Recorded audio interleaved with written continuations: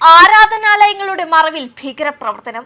പാക് അധീന കാശ്മീരിൽ ആരാധനാലയങ്ങളുടെ മറവിൽ ലഷ്കർ-ഇ-തൊയ്ബ ഭീകരപ്രവർത്തനങ്ങൾക്കായുള്ള നിർമ്മാണ പ്രവർത്തനങ്ങൾ നടത്തുന്നു. ഇതിന്റെ ഉപഗ്രഹ ചിത്രങ്ങളും ഫോട്ടോകളും പുറത്തു വന്നിട്ടുണ്ട്. ഇന്ത്യയെ ലക്ഷ്യം വെച്ച് പാകിസ്ഥാൻ ഗൂഢനീക്കങ്ങൾ നടത്തുന്നു എന്നതിന്റെ തെളിവ് കൂടിയാണിത്. കാരണം അവസരം കിട്ടുമ്പോൾ ഇന്ത്യയെ അടിക്കാൻ കാത്തിരിക്കുകയാണ് പാകിസ്ഥാൻ ഭീകരർ. നീലം താഴ്വരയോട് ചേർന്ന പ്രദേശത്താണ് ഭീകരപ്രവർത്തനങ്ങൾക്കെന്ന് സംശയിക്കുന്ന നിർമ്മാണ പ്രവർത്തനങ്ങൾ നടക്കുന്നതെന്നാണ് ഇന്റലിജൻസ് റിപ്പോർട്ട്.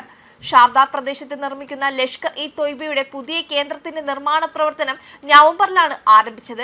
ഈ കേന്ദ്രം മതപരമായ ആരാധനാലയമായും ഭീകരപ്രവർത്തനങ്ങൾക്കുള്ള കമാൻഡ് ആൻഡ് കൺട്രോൾ സെന്ററായും ഒരുമിച്ച് പ്രവർത്തിപ്പിക്കാൻ രൂപകൽപ്പന ചെയ്തതാണെന്നാണ് സൂചന. ഇത്തരത്തിൽ 4 കേന്ദ്രങ്ങളുടെ നിർമ്മാണ പ്രവർത്തനങ്ങൾ പാക് അധീന കാശ്മീരിൽ നടക്കുന്നുണ്ടെന്നാണ് റിപ്പോർട്ടുകൾ.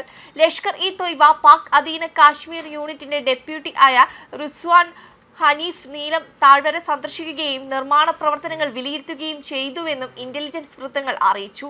ലഷ്കർ-ഇ-തൊയ്ബ പാക് അധീന കാശ്മീർ വക്താവ് ആമിർ സിയ അടുത്തിടെ പുറത്തിറക്കിയ വീഡിയോയിൽ നിർമ്മാണത്തിലിരിക്കുന്ന കെട്ടിടത്തെ മസ്ജിദ് എന്ന് പരിചയപ്പെടുത്തുകയും അബദ്ധത്തിൽ മർക്കസ് എന്ന് സംബോധന ചെയ്തിരുന്നു. ഇതേ തുടർന്ന് ആരാധനാലയങ്ങളുടെ മറവിൽ ലഷ്കർ-ഇ-തൊയ്ബ ഭീകരപ്രവർത്തനങ്ങൾക്കായുള്ള നിർമ്മാണ പ്രവർത്തനങ്ങൾ നടത്തുന്നുവെന്ന വിവരം ലഭിച്ചത്.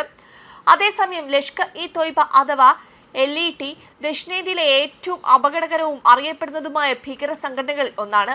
1986 പാകിസ്ഥാനിലാണ് ഇത് സൃഷ്ടിക്കപ്പെട്ടത്. ലഷ്കർ-ഇ-തൊയ്ബ എന്ന പേരിന്റെ അർത്ഥം ഉറുദുവിൽ ശുദ്ധമായ സൈന്യം എന്നാണ്. സലഫിസം എന്നറിയപ്പെടുന്ന ഇസ്ലാമിക് പ്രത്യയശാസ്ത്രത്തിന്റെ ഒരു തീവ്ര രൂപമാണ് ഇത് പിന്തുടരുന്നത്. ആഗോള ഇസ്ലാമിക ഭരണം അല്ലെങ്കിൽ ഖിലാഫത്ത് സ്ഥാപിക്കുക എന്നതാണ് ഇതിന്റെ ലക്ഷ്യം. മർക്കസ് ദാവത്ത് ഉൽ ഇർഷാദ് എന്ന ഇസ്ലാമിക പ്രബോധന ഗ്രൂപ്പിന്റെ സായുധ വിഭാഗമായിട്ടാണ് ലഷ്കർ-ഇ-തൊയ്ബ ആദ്യം രൂപീകൃതമായത്. പാകിസ്ഥാന്റെ അന്നത്തെ സൈനിക ഭരണാധികാരിയായ ജനറൽ സിയ ഉൽ ഹഖ് ഇസ്ലാമിക വൽക്കരണം എന്ന ദേശീയ നയം മുന്നോട്ട് വെച്ച കാലത്താണ് ഇത് സംഭവിച്ചത്. പാകിസ്ഥാൻ ശക്തമായ ഒരു ഇസ്ലാമിക രാഷ്ട്രമായും ഇസ്ലാമിക രാഷ്ട്രീയത്തിന്റെ ആഗോള കേന്ദ്രമായും മാറണമെന്ന് സിയ ആഗ്രഹിച്ചു. ലഷ്കർ-ഇ-തൊയ്ബ നടത്തിയ ഏറ്റവും മാരകമായ ആക്രമണങ്ങളിലൊന്ന് 2008 ഇന്ത്യയിലെ മുംബൈയിൽ നടന്ന ആക്രമണമായിരുന്നു. ആ ആക്രമണത്തിൽ നിരവധി വിദേശികൾ ഉൾപ്പെടെ 166 പേർ കൊല്ലപ്പെട്ടു. ഇത് ലോകത്തെ ഞെട്ടിക്കുകയും ഈ ഗ്രൂപ്പിലേക്ക് വലിയ ശ്രദ്ധ ആകർഷിക്കുകയും ചെയ്തു. ഭീകരർ ഹോട്ടലുകൾ, ഒരു റെയിൽവേ സ്റ്റേഷൻ, ഒരു ജൂത കേന്ദ്രം എന്നിവ പോലും ലക്ഷ്യമിട്ടു. ഇത് അവരുടെ കോപം ഇന്ത്യക്കെതിരെ മാത്രമല്ല ജൂതന്മാർക്കും പാശ്ചാത്യ രാജ്യങ്ങളോടും കൂടിയാണെന്ന് കണക്കാക്കുന്നു.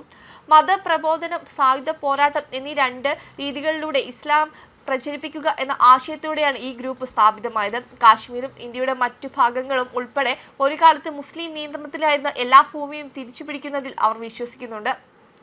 എന്നാൽ അവരുടെ ലക്ഷ്യം കാശ്മീരിൽ മാത്രം ഒതുങ്ങുന്നില്ല. ഇന്ത്യ പൂർണ്ണമായും വിഭജിക്കാൻ ലഷ്കർ ആഗ്രഹിക്കുന്നുണ്ട്. ഹിന്ദുക്കളെയും ജൂതന്മാരെയും ക്രിസ്ത്യാനികളെയും ശത്രുക്കളായി കാണുന്നു. 1993 മുതൽ ബോംബാക്രമണങ്ങൾ, ട്രെയിൻ ആക്രമണങ്ങൾ, വെടിവെപ്പുകൾ എന്നിവയുൾപ്പെടെ നിരവധി ഭീകരാക്രമണങ്ങളിൽ ലഷ്കർ-ഇ-തൊയ്ബ ഉൾപ്പെട്ടിട്ടുണ്ടെന്ന് ഐക്യരാഷ്ട്രസഭ പറയുന്നു. ഇന്ത്യയും പാകിസ്ഥാനും തമ്മിൽ തർക്കമുള്ള കാശ്മീർ മേഖലയിലാണ് അവരുടെ പ്രവർത്തനങ്ങൾ പ്രധാനമായും കേന്ദ്രീകരിച്ചിരിക്കുന്നത്. എന്നാൽ ഇന്ത്യയോടും പാശ്ചാത്യ രാജ്യങ്ങളോടും അവർക്ക് വ്യാപകമായ വിദ്വേഷവുമുണ്ട്. വെബ് ഡെസ്ക് കർമ്മ ന്യൂസ്.